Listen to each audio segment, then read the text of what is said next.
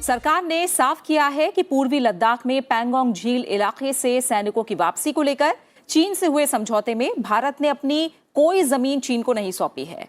रक्षा मंत्रालय ने कहा है कि भारतीय भूभाग फिंगर 4 तक ही नहीं बल्कि भारत के मानचित्र के हिसाब से फिंगर 8 तक है और भारत के मानचित्र में 43,000 वर्ग किलोमीटर का वो इलाका भी शामिल है जो 1962 से चीन के अवैध कब्जे में है। समझौते पर सवाल उठाने वालों को आड़े हाथों लेते हुए रक्षा मंत्रालय ने यह भी कहा है कि पूर्वी लद्दाख में राष्ट्रीय हितों और भूभाग की प्रभावकारी तरीके से रक्षा इसलिए हुई है कि सरकार ने अपनी सेनाओं की क्षमता पर पूरा विश्वास जताया है। रक्षा मंत्रालय ने यह भी कहा कि हमारे सैन्य बलों की कुर्बानी के जरिए हासिल हुई इस उपलब्धि पर जो सवाल खड़े कर रहे हैं वो इन सैनिकों का अपमान कर रहे हैं। किसी का नाम लिए बिना रक्षा मंत्रालय ने कहा है कि पैंगोंग झील इलाके में सैनिकों की वापसी पर हुए समझौते को लेकर कुछ भ्रामक और गुमराह करने वाले बयान सामने आए हैं। इसके मद्देनजर रक्षा मंत्रालय ने फिर दोहराया है कि समझौते से जुड़े तथ्यों की स्थिति रक्षा मंत्री ने संसद के दोनों सदनों में पूरी तरह स्पष्ट कर दी थी। रक्षा मंत्रालय ने कहा है कि भारत फिंगर 8 तक पेट्रोलिंग करने के अपने अधिकार के रुख पर कायम रहा है और चीन के साथ मौजूदा समझौते में भी हमारा यही रुख रहा है। आज की चर्चा में हम भारत और चीन के बीच सेना वापसी पर सहमति और इस पर आ रही भ्रामक खबरों का विश्लेषण करेंगे और इस चर्चा में हमारे साथ 2 खास मेहमान जुड़ रहे हैं। मेरे साथ हैं पूर्व राजदूत अनिल त्रिगुनायत जी, साथ ही मेरे साथ रक्षा विशेषज्ञ मेजर जनरल रिटायर्ड जीजी द्विवेदी जी भी जुड़े हुए हैं। आप दोनों मेहमानों का बहुत बहुत शुक्रिया आज की चर्चा में हमारे साथ जुड़ने के लिए। द्विवेदी सर, पहले मोटे तौर पर मैं आपसे समझना चाहूंगी कि लद्दाख में, पूर्वी लद्दाख में जो पैंगोंग लेक क्षेत्र है वहां भारत और चीन की सेनाओं के बीच जो डिसएंगेजमेंट प्रक्रिया हुई, वो समझौता हुआ, एक तरह से संसद में पूरी स्थिति को सरकार की तरफ से साफ किया गया, लेकिन उसके बाद फिर भ्रामक खबरें आई। क्या है ये भ्रामक खबरें, स्थिति क्या है, पहले आप ये समझाइए हमें मोटे तौर पर। देखो प्रीति सिंह जी, ये एक जो बहुत ही कॉम्प्लेक्स मुद्दा है और जिनको इसके बारे में नॉलेज नहीं है तो वो भ्रम पैदा हो जाता है। तो मैं आपको अपने अनुभव से बताना चाहता हूँ, क्योंकि यहाँ मैं कमांडर रह चुका हूँ 2 बार और चप्पा चप्पा जमीन से वाकिफ हूँ, तो इसलिए जो मैं बताऊंगा वो ग्राउंड सिचुएशन बताई जाएगी और जो वो रियलिटी है। देखिए, जब ये चीन, इससे पहले उसका जो आक्रमण हुआ उससे पहले क्या है कि ये एक सिलसिला है, सिरिजाप एक रेंज है, ये उत्तरी तट पर है अपनी पैंगोंग लेक पर, और सदर्न तट पर जो है वहाँ ये आपकी है कैलाश रेंज वहाँ से निकलती है। तो उत्तरी तट की अभी बात हो रही है। वहाँ हम इससे पहले के जब उनका आक्रमण हुआ तो फिंगर 8 तक हम पेट्रोलिंग करते थे और वो हमारी तरफ आते थे फिंगर 1 फिंगर 2। वहाँ हमारी एक बड़ी इंपॉर्टेंट पोस्ट है धन सिंह थापा पोस्ट, वो हमारी पक्की पोस्ट है। तो ये उनका कहना है चीन का कि भाई हमारी जो नियंत्रण रेखा है, जो LAC है, वो फिंगर 4 तक है। हमारा कहना है कि नहीं, ये फिंगर 8 तक है। बल्कि आपने जैसे ठीक बताया कि 43,000 किलोमीटर इलाका चीन ने हमसे छीन लिया था 62 के युद्ध के बाद। हमारा जो मानचित्र है उसके मुताबिक अक्सर हमारा इलाका है और हमारे मुताबिक जो बाउंड्री है वो जॉनसन लाइन की तरह से निकलती है, वो जो कि काफी डीप है, यानी कि काफी वेस्ट में है। तो अभी का जो मुद्दा है, जब चीनी फौज अंदर आई तो वो फिंगर 4 तक आ गई, तो इसके बाद हमारी फौज ने वहां उनको रोका और ये इसके साथ स्टैंड ऑफ हुआ। और साथ ही साथ जैसे कि सब लोगों को जानकारी है कि हमने दक्षिण छोर पर वहां बहुत इंपॉर्टेंट रीजन कैलाश रेंज, जिस पर 62 में भी घमसोर युद्ध हुआ था, और वो हमने दोबारा पकड़ ली। और इससे क्या हुआ कि जो चीन थोड़ा अंदर आया था, हमने उसका पलटवार किया और पूरी कैलाश रेंज पर कब्जा कर लिया, जिसके चीन की जो स्थिति है वो काफी कमजोर पड़ गई, काफी वनरेबल हो गया। तो अभी जो समझौता हुआ है वो इस प्रकार हुआ है कि चीन वापस फिंगर 8 पर जाएगा और हम अपनी धन सिंह पोस्ट पर आ जाएंगे। जो बीच का इलाका है वो नो मैन लैंड है, इस पर पहले भी पेट्रोलिंग होती थी, अभी भी होगी। पर क्योंकि अभी ये तनाव बना हुआ है तो उन्होंने बोला कि टाइम बेंग के लिए पेट्रोलिंग नहीं होगी, पर जब स्थिति सामान हो जाएगी तो हम फिर फिंगर 8 तक पेट्रोलिंग करेंगे। तो इसमें संक्षेप में यह बताने की बात है कि हमने कोई जमीन नहीं खोई है, वही स्टेटस बनाया गया है। और ये हमारी फौज की बहुत बहादुरी है कि उन्होंने चीन को पूरी तरह रोका और चीन के जो इरादे निष्फल किए और हमने वही स्टेटस को जो है वो रिस्टोर कर दिया है। बिल्कुल। अनिल त्रिगुनाथ सर, जो सरकार की तरफ से स्थिति को समझौता जब हुआ उसके बाद स्थिति को पूरी तरह साफ किया गया, सबको जानकारी दी गई, देश को जानकारी मिली, लेकिन उसके बाद इस तरह की भ्रामक और गुमराह करने वाली खबरें, कितना जरूरी था स्थिति को दोबारा साफ करना जो हमने देखा सरकार की तरफ से किया गया, कितना जरूरी था इस समय ये? देखिए, बात ऐसी है कि हम एक प्रजातंत्र में रहते हैं, वहाँ पे हर एक किसी को कुछ भी बोलने का अधिकार है। लेकिन मैं जहाँ तक समझता हूँ कि राजनीतिक दलों को जब देश की स्वायत्तता और स्वतंत्रता की बात आती है, अपने डिफेंस की बात आती है, तो इस तरह की भ्रामक खबरों पर ज़्यादा ध्यान नहीं देना चाहिए। सोचना चाहिए कि आखिरकार अगर सरकार ने लिखित में पार्लियामेंट में एक स्टेटमेंट दिया है, तो वो वहाँ पर झूठा स्टेटमेंट तो नहीं देंगे, नंबर एक। दूसरी चीज, आपके पास किस तरह की रिसोर्सेज हैं जिससे आप पता लगा सकते हैं कि वो ऐसा नहीं है तो ऐसा है, या उसने वो ले लिया। देखिए, बात 1962 की नहीं हो रही है कि जहां पर हमने 43,000 स्क्वायर किलोमीटर कही है, या 38,000 प्लस जो 5,186 पाकिस्तान ने चीन को दे दिया, उसकी बात हो रही है। वो भी अगर आप देखें तो रक्षा मंत्री का जो पहला बयान था उसमें उन्होंने क्लियरली लिखा है कि ये हमारी जो है अवैध रूप से, अनधिकृत रूप से चीन हथियार बैठा है। तो असली आपका एम तो है कि हम किसी तरह उसको वापस लेंगे, और यही एक बॉर्डर की प्रॉब्लम है। लेकिन अब तक चीन की क्या है, जैसा कि जनरल साहब ने बताया, वो बिल्कुल सही सिचुएशन है एकदम से। कोई भी, अब इतने दिनों से झगड़ा चल रहा है आपका, अब अगर आप मूवमेंट करेंगे तो स्टेप बाय स्टेप एंगेजमेंट होगा। इसका मतलब ये नहीं है कि हम चीन पे विश्वास कर रहे हैं, लेकिन चूंकि भारत ने एक, मैं समझता हूँ, 5D पॉलिसीज को अपनाया, जिसमें सबसे पहला था डिफेंड योरसेल्फ, डिफेंस, दूसरा था डिप्लोमेसी, तीसरा डायलॉग, चौथा D escalation and the disengagement. तो ये जो 5 पॉलिसीज हमने लगातार चलते रहे, और अपना पूरा, हमारी फोर्सेस ने वो दिखाया कि हम किसी भी तरह से पीछे नहीं हटेंगे। और चीन को ये पता है, पहले डोकलाम में भी ऐसा हुआ था, लेकिन इस बार और भी सशक्त रूप से हमने उनका सामना किया है।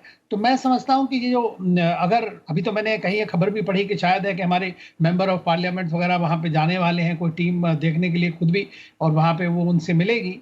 लेकिन दूसरी बार करना इसलिए आवश्यक था क्योंकि देखिए, मीडिया भी फ्री है, तो इसलिए ये डिस्कशन होता है, तो लोगों को संशय हो जाता है बेकार में। तो असली बात तो सिर्फ या तो फौजी जानते हैं या सरकार जानती है। द्विवेदी सर, जब इस तरह की खबरें आती हैं जो गलत हैं और झूठी हैं, जो स्थिति है, मौजूदा स्थिति को लेकर, या फिर वहाँ जो हमारे सैन्य बल मौजूद हैं, या हम और कूटनीतिक स्तर पर भी देखें, अगर किस तरह का प्रभाव पड़ सकता है आपकी नज़र में? देखिए, जब अपने ही लोग अपनी फौज पर शंका प्रकट करते हैं या अपनी गवर्नमेंट पर उनको विश्वास नहीं होता है, तो ये एक बहुत दुखदाई परिस्थिति थी है। और हमें इसको अपने जो भी विपक्ष दल हैं, जो पॉलिटिशियन हैं, उनको ये समझाना चाहिए कि देखो, जो देश की रक्षा का हित है वो देश का है, उसमें कोई पॉलिटिक्स नहीं होती है। और जो हमारे फौजी ऑफिसर्स हैं, जो जनरल्स हैं, आगे हैं, वो बता रहे हैं, उनको पूरा अनुभव है कि ये नहीं हो सकता कि हम एकदम पीछे आए। और मैं आपको ये भी बताना चाहता हूँ, जब डिसएंगेजमेंट होती है तो ये नहीं कि सभी अपना सामान लेके वापस आ जाते हैं। ये बहुत एक क्रम होता है, पहले धीरे धीरे होता है। कुछ लोग आते हैं, कुछ लोग रहते हैं, फिर कंफर्म करते हैं कि चीन वापस गया नहीं गया। जब वो कंफर्मेशन होती तो फिर कुछ और लोग आते हैं। तो क्या क्या है कि ये एक प्रक्रिया है जो कि आम जो नागरिक है या आम पॉलिटिशियन नहीं समझ सकता है। तो इसलिए उनको जागरूक करने की जरूरत है। और आपके चैनल के माध्यम से मैं जागरूक करना चाहता हूं कि ये जो प्रक्रिया है ये काफी पेचीदा होती है, और ये एकदम नहीं उठ के आती है। ये धीरे धीरे काफी दिन लगते हैं, और जो कहते हैं कि हम पहले उसको कंफर्म करते हैं और फिर हम देखते हैं कि ग्राउंड पर देखते हैं, और फिर जो फौज है धीरे धीरे पीछे आती है, ये एकदम नहीं आती है। और आखिरी जो बात, जो बहुत मुद्दे वाली बात है, कि कोई भी गवर्नमेंट या कोई भी आर्मी या फौज अपने देश हित को पहले सोचती है। हमें अपना सोचना है, और हम वही कदम उठाएंगे जो हमारे देश के और हमारे इंटरेस्ट के हित में है। और यहाँ यही फैसला किया गया कि देखो, आप उसी पोजीशन पर आ जाओ। हम धान सिंह सावा पोस्ट पर आ गए हैं, वो फिंगर 8 पर जाएंगे, फिर पेट्रोलिंग शुरू होगी। तो यानी कि जो स्थिति पहले थी उसको फिर बरकरार किया जाएगा। ये ग्राउंड पोजीशन है। बिल्कुल।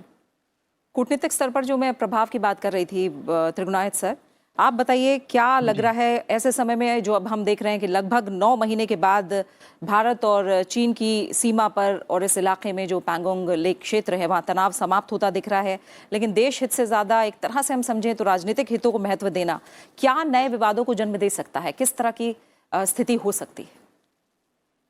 देखिए, सबसे बड़ा चीज तो इसमें यह है कि मैं इस पॉलिटिकल पचड़े में नहीं पड़ना चाहता, लेकिन हम पॉलिटिकल लोग हैं, तो हमारा तो मानना यह है कि देखिए, जब देश हित की बात आती है तो उससे क्या हो रहा है कि दूसरे मुल्क, अब जैसे पहले किसी साहब ने बोल दिया कि चीन ही नहीं आया, हम भी कई बार भाग गए, इस तरह की चीजों से आपकी निगोशिएटिंग पोजीशन में खराबी आ जाती है।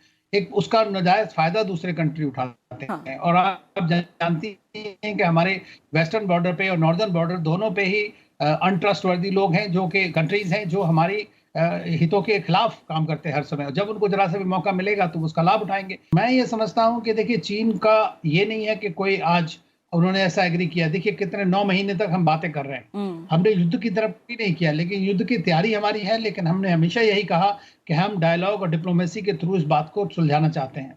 हमारे रक्षा मंत्री, हमारे विदेश मंत्री मिले और टीम जितनी WMCC की कमांडर लेवल मीटिंग, इतनी सारी सब बातें हुई, तब जाके कहीं एक सिचुएशन ऐसी बनी है। और उसमें चाइना प्रेशर में भी है। भले ही पहले जैसा आप जानती हैं कि अंतर्राष्ट्रीय प्रेशर ट्रंप की तरफ से था, तो ये उनके लिए एक स्ट्रेटेजिक था कि भारत को यहाँ बांध के रखा जाए। अब वो बात खत्म हो गई है काफी हद तक, तो अब उनको लग रहा है कि इस बात का कोई मतलब नहीं है, और इसीलिए उन्होंने एग्री भी किया है। और क्योंकि यहाँ पे अभी भी उनको इस तरह यहाँ कुछ मिलने वाला नहीं है। भारत ने देखिए, चाहे डोकलाम में रहा हो या अभी रहा हो, दोनों तरफ पूरी तरह बता दिया है। और इसका एक बड़ा असर इंटरनेशनली भारत की साख के ऊपर भी पड़ा है कि हम अब चाहे ना इंच देंगे, और जो हमें लेना है वो डिस्कशन करके हम आपसे वापस लेंगे। ये बात तो है, हमने अपना क्लेम तो नहीं छोड़ा है किसी भी अपनी टेरिटरी के ऊपर में, लेकिन हम उनसे ये कहना चाहते हैं कि हमारे जो लोग हैं उन्हें कम से कम इस तरह की डिसेंटिंग वॉइसेस में, या पहले एक बार बात हो जाए पूरी, तब आपके पास अगर पुख्ता कहीं से कोई खबर है जिसका प्रमाण है, तब आप गवर्नमेंट को घेर सकते हैं, पार्लियामेंट में घेरिए।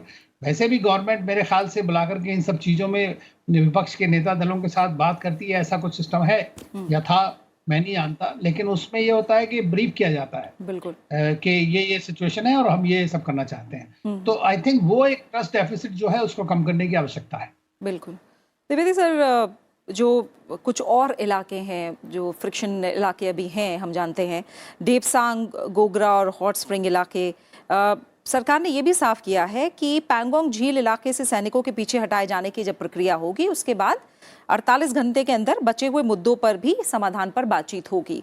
मैं आपसे समझना चाहूंगी, जिस तरह से एक तरह से हम पैंगोंग लेक इलाके की जब बात करते हैं तो क्या उसको पहला स्टेप माना जाए? आगे जो और क्षेत्र हैं जिन पर समाधान को लेकर बातचीत होनी है, वो कितना कॉम्प्लेक्स है और आगे अब राह क्या नजर आ रही है?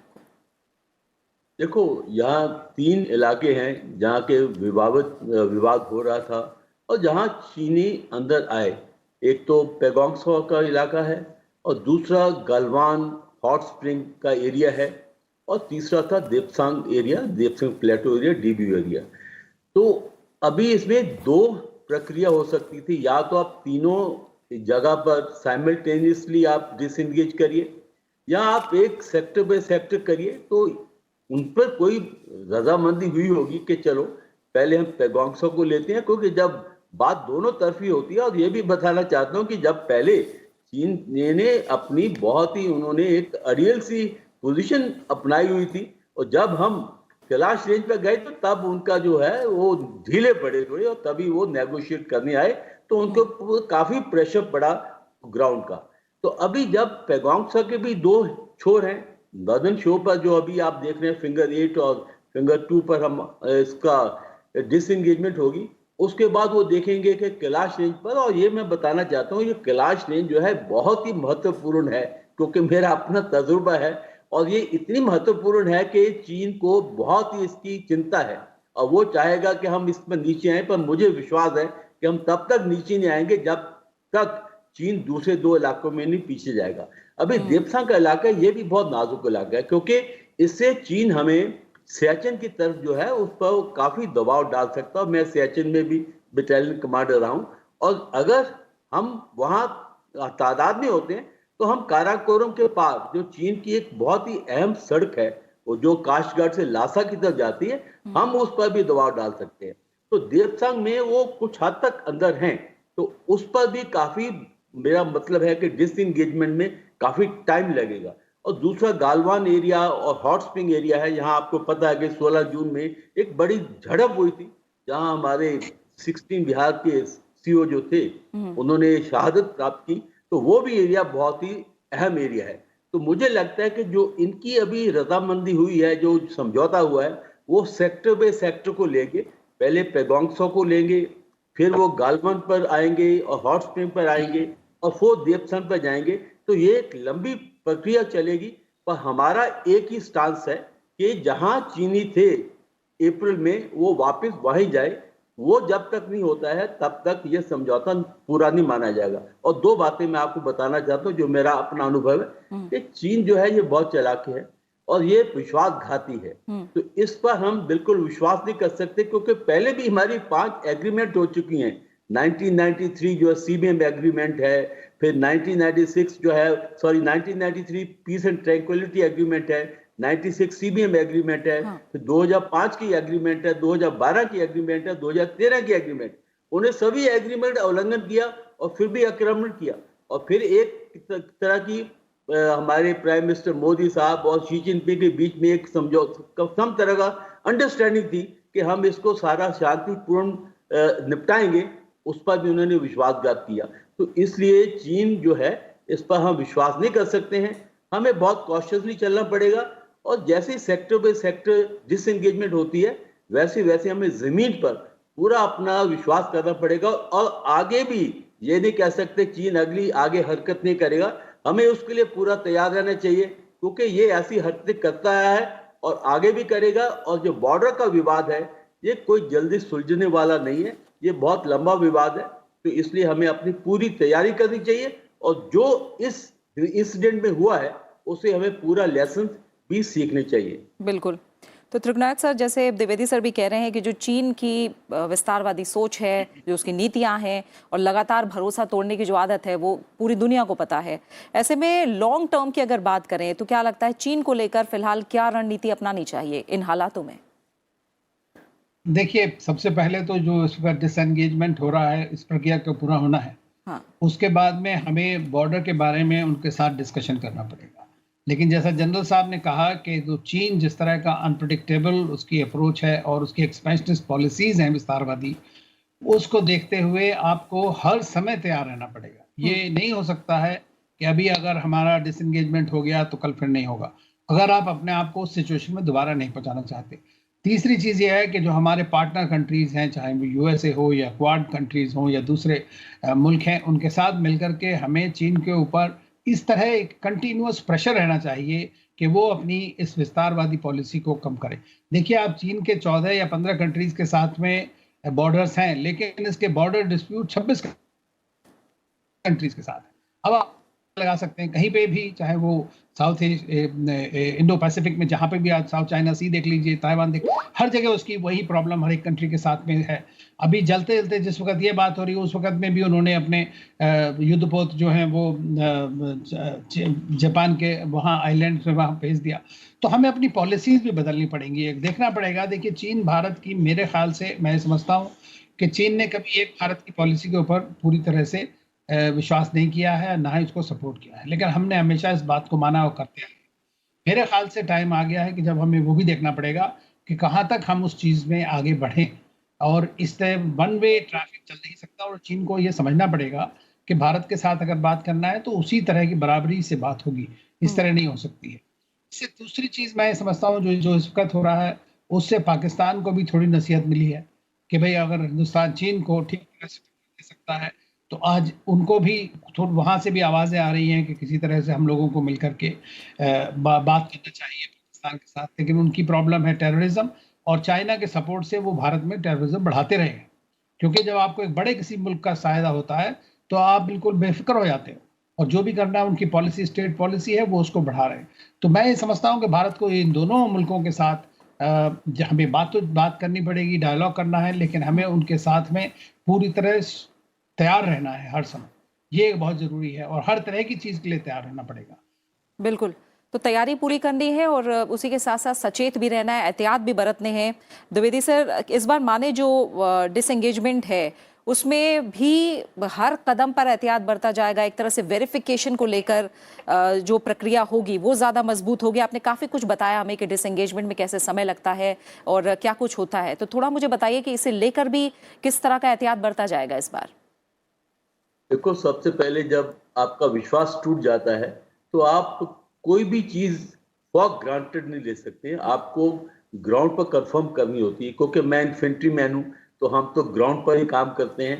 तो हमें एक एक कदम नाप तोल के लेना पड़ता है। देखिए, टैंक्स पीछे आ जाते हैं, गन्स पीछे आ जाती हैं, तो जो इन्फेंट्री है वो अपने कदमों से पीछे आती है। तो ये एक बिल्कुल कंफर्म और वेरीफाई का एक प्रोसीजर है, एक प्रिंसिपल है, उसको ही हम अपनाते हैं। और दूसरी बात है कि इसमें एक और पहलू भी है जो मैं पिछले आपके नहीं बता पाया, कि देखो चीन और पाकिस्तान की बहुत कोल्यूजन है, और यहाँ जो अक्षय चीन एरिया है और उसका पीओके के एरिया बहुत साथ साथ लगते हैं, तो इसमें उनकी काफी मतलब तालमेल भी पैदा हो सकता है। तो इसलिए हमें उस पर भी बहुत कड़ी नजर रखनी होगी, क्योंकि सियाचिन के उस तरफ पाकिस्तान बैठा हुआ है और अक्षय चीन के इस तरफ चीन बैठा हुआ है, तो दोनों तरफ हमें देखना पड़ेगा। और जो आपका बिल्कुल पॉइंटेड क्वेश्चन है, ये है कि ये कंफर्म वेरीफाई होगा, फिर धीरे धीरे हम पीछे आते हैं, वो स्टेप बाय स्टेप पीछे आते हैं। और देखो, ये भी होता है कि अगर हम पीछे आ गए, मान लो चीन ने विश्वासघात किया, तो हमारे पास काबिलियत होनी चाहिए दोबारा वहां अपने आप को, अपने मोर्चे जो अपनी पोजीशन है वहां पहुंचने के लिए। तो ये नहीं होता कि भाई हम पूरी तरह पीछे आ गए, नहीं, हमारी सर्विलेंस कायम रहेगी, हमारी अर्ली वार्निंग काम रहेंगे, हमारी इंटेलिजेंस बिल्कुल कायम रहेगी। और अगर हमें लगता है कि चीन जो है फिर भी कोई धोखाबाजी करने की कोशिश कर रहा है, तो हम अपना ऐसा पोस्टर अपनाएंगे कि हम दोबारा उन पोजीशन पर बिल्कुल टाइम के अंदर वापस चले जाए। तो ये प्रक्रिया होती है। बिल्कुल। और आखिर में त्रिगुणायत सर, थोड़ा समझना चाहूंगी, हम जान रहे हैं कि जो भारत का लगातार कड़ा रुख रहा है उसके चलते ये समझौता हुआ और चीन पीछे हटने पर मजबूर हुआ है। अगर हम अंतर्राष्ट्रीय स्तर पर भी बात करें तो चीन पर दबाव बनाने को लेकर भारत, जो हमारे समान विचारधारा जैसे लोग हैं, जो उनको साथ लाने को लेकर अंतर्राष्ट्रीय स्तर पर कितना कामयाब रहा है भारत चीन के खिलाफ? देखिए, जहां तक मैं समझता हूं कि इस विवाद में जो चीन के साथ हुआ, अगर आप देखें तो दुनिया के सभी मुल्कों ने पाकिस्तान को छोड़ के भारत का साथ दिया है और एटलीस्ट अप्रिशिएट किया है। सबसे ज़्यादा अगर ओपनली कोई आपके सपोर्ट में आया तो वो है ट्रंप के टाइम पे अमेरिका ने सबसे ज़्यादा आगे बढ़ कर के आपको सपोर्ट किया है, और उसके बाद भी कंटिन्यूएशन उनकी पॉलिसी का रहा है। उनके सेक्रेटरी ब्लिंकन ने लास्ट वीक ही कहा कि हम भारत के साथ हैं, अपने फ्रेंड्स के साथ खड़े हुए हैं, और चीन को उन्होंने बताया कि भाई विस्तारवादी नीति खत्म करिए आप इसको। और मैं ये समझता हूँ कि जो चीन का जो एक पहले जो था उनको खतरा कि भाई अमेरिका अटैक करेगा, वो शायद उनको कम हो गया है, और इसी के चलते उन्होंने ये डिसाइड भी किया है कि अब हमें यहाँ पे भी कम कर देना चाहिए, क्योंकि उनके भी तो इकोनॉमिक पे तो दोनों कंट्रीज का फर्क पड़ता ही है जब आप युद्ध की स्थिति में होते हैं। तो दूसरी चीज है कि भारत का जो है एक, अगर आप देखें तो चीन का इस कोविड-19 के चलते एक तो एक्सपेंशनिस्ट पॉलिसीज का हुआ, दूसरा जो उन्होंने वायरस के चलते उनका जो वुल्फ वॉरियर डिप्लोमेसी जिसमें वो पड़े, और एक भारत की दूसरी तरफ से चाहे कहें सॉफ्ट पावर डिप्लोमेसी, जिसे वैक्सीन डिप्लोमेसी कहिए या मेडिसिन डिप्लोमेसी कहिए, उस सब के चलते लोगों को पता लग गया कि कौन सी पावर किस तरह की है। तो एक मलायन और एक बेनाइन पावर का एक डिस्टिंक्शन जो है ग्लोबली पता लग गया लोगों को, क्योंकि भारत एक ऐसा मुल्क है जिसने, जब शुरू में हमारे पास भी दवाइयों की कमी, तब भी हमने 150 मुल्कों को दवाइयाँ पहुँचाई, और अब हम लगातार चाहे अपने पड़ोसी हों या दूसरे मुल्क हों, सारे को पहुँचा रहे हैं, अपनी वैक्सीन के जरिए मदद करने की कोशिश कर रहे हैं ताकि इस बड़ी विपदा से पार पा सके। तो लोगों को चीन और भारत का जो एक प्रोजेक्शन आगे बढ़ने का है, उसके बारे में भी सबको इस बात का आभास हो गया है। तो ये मैं समझता हूँ हमारी एक कूटनीति की काफी बड़ी जीत है। जी द्विवेदी सर, आइए, मैं ये बताना, एक संक्षिप्त में बताना चाहता था। देखो, ये जो पूरा ऑपरेशन किया चीन ने, ये बहुत बड़ी साजिश थी, और शी जिनपिंग साहब जो थे उनकी अपनी प्लानिंग के साथ हुआ, तो वो पूरी तरह इसमें फेल हो गए। उनका कोई भी मुद्दा वो उसको कामयाब नहीं हो पाए। तो इसलिए ये एक भारत की जीत हुई है, और भारत की छवि जो है दुनिया में बहुत उभर के आई है। और मेरे ख्याल ये चीन को अच्छा संदेश मिला है कि आगे के लिए वो बिल्कुल ऐसी हरकत करने में बहुत संकोच करेगा। बिल्कुल बिल्कुल। द्विवेदी सर आपका, अनिल त्रिगुणाथ सर आपका, आप दोनों मेहमानों का फिलहाल बहुत बहुत शुक्रिया आज की चर्चा में शामिल होने के लिए और हमारे लिए वक्त निकालने के लिए। तो एक तरह से करीब देखें तो 9 महीने बाद तमाम उतार चढ़ाव हुए, जिसके बाद भारत और चीन के बीच तनाव घटने के संकेत मिले, समझौता